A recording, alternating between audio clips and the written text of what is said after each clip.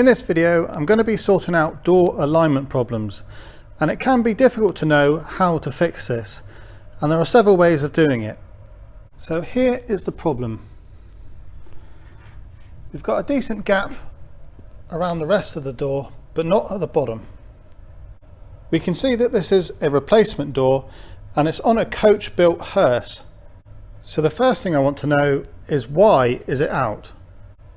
The most important part to door alignment is going to be the swage lines. So this bit across here we want to be in line, because altering that is really the hardest thing you can do on a door. It's much easier to alter this, bring it back that way, than it is to move this up or down. So the swage lines are going to set the door's position. So what I've done is I've gone round the edge and used a vernier caliper to measure the gap. So let's have a look at what we've got. We've got 4mm there, 2.5, 5.5, 5.5 again, 4.5 along the bottom, all the way out to, what is it, 8.5 there, 11.5, then we have our overlap 0, 1, 4, 4.5 and 4.5. So looking at this, we've got a reasonably big gap there, so that needs to go in. We've got a massive gap down here, that needs to go down, and of course we've got our overlap here. But if we drop the back down, which will sort all those problems, it will create a misalignment on the swage line. So we can't do that. What I actually think needs to happen is this wing needs to go up, and that would also sort these problems. The wing fits fairly nicely across there, but it could go up a few millimeters, would actually make quite a difference. But the trouble is, moving this wing is a massive job. So can the whole door go forwards? Well, we've got a fairly big gap here all the way up, apart from there, that's a bit tight there. But it's not in danger of fouling the wing at all when it opens. So it could come forward, except the hinges don't allow any adjustment. There's no spaces in there, so it can't move. And at the back we've got a 4.5mm gap there and a 4mm gap there. Well, it's more or less in the middle of the gap. So the easiest option then is to bring this door edge that way. There's quite a bit to move. We've got 4mm up there and 0 down there, so it's got to move a fair bit. What a lot of people do is they grind off this edge and weld it back up, but I'm not going to do it that way. So what I'm going to do is I'm going to cut along there, all the way down there. I'm going to remove this section and check that the inner part of the door doesn't foul this, and then I'm going to weld it back up. If we look at the inner part of this door, we've got a very nice folded edge, and when you weld on the edge like some people do, it never comes out looking very nice. I don't know if you can see it, but to my eye this looks like it's been hit with a hammer, because this is kind of bowed out a little bit. So there's obviously been a problem with the door gap before on the old doors. Okay, time to start cutting.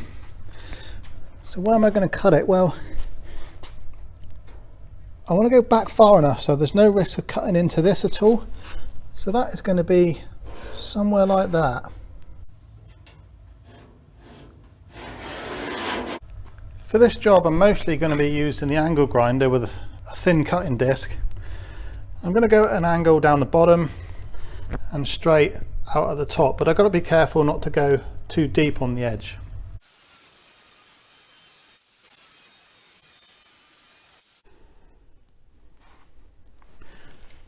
For this section around the back, I've got an air saw. My original plan was to reuse the section I'm cutting off and just move it inwards, but there is a spot weld down there and I think it'd be better if I just made a new bit. That does make life a little bit easier in removing it, because I can just sand off this edge to make it come off easy.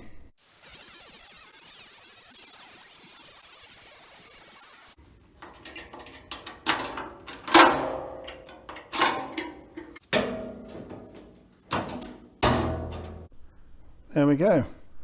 There's actually another little spot weld up there, and of course if you spot weld 3 bits together they go through all 3 bits, so there was no chance of saving that section.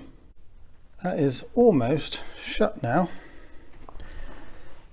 The inner frame gets a little tight about here, so I've got to reduce that a little bit. The door is fully shut now. We just need to make sure this gap, what have we got, 3.5mm. Well, I want a 4mm gap all the way down, so this is going to have to be 5, accounting for the extra material that's going to go on the end. I can grind that off, but I might be able to just give that a bit of a hammer. It won't affect anything, and I'd rather do that, and that leaves more of a lip.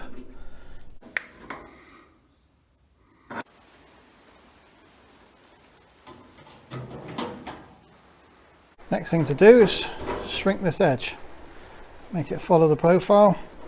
Just go gently to start with, see how things go, and then you can pick out certain points that need to go more or less.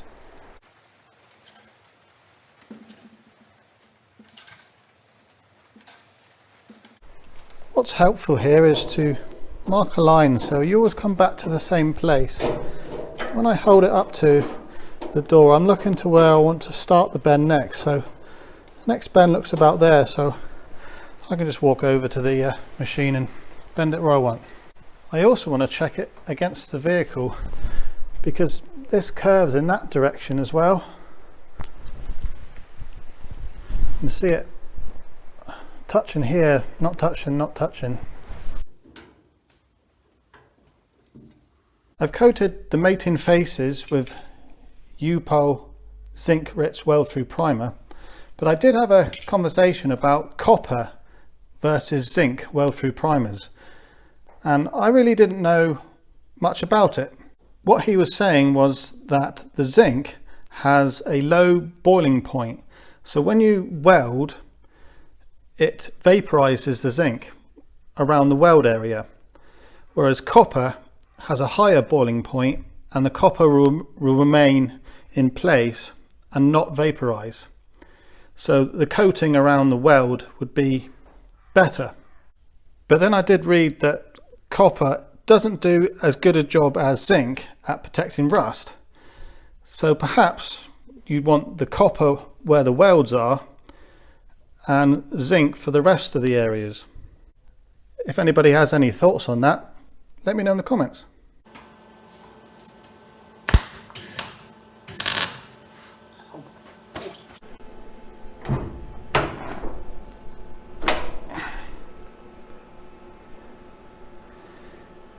So that isn't bad. It looks like it's a bit tight here, so I'm going to have to push that in a little bit.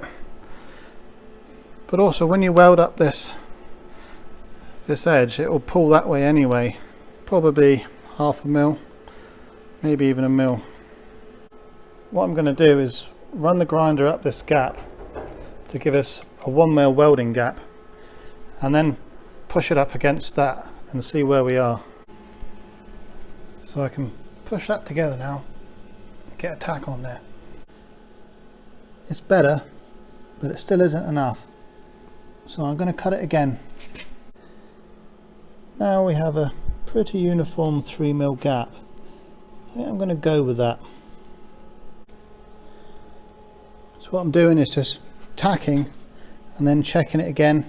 If anything needs to move in, then I can recut the gap, push it in a bit, tack it until I get the gap I want. Do a set of tacks, let it cool, and keep going until it's all welded.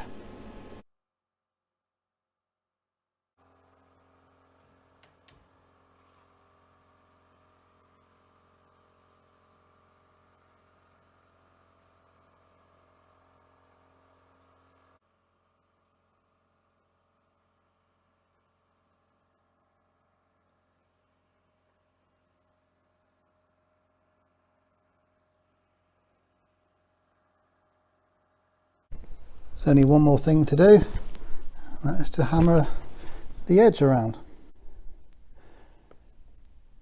And that's about it. Very little in the way of distortion. If you'd like to see more videos like this, please let me know in the comments. Cheerio.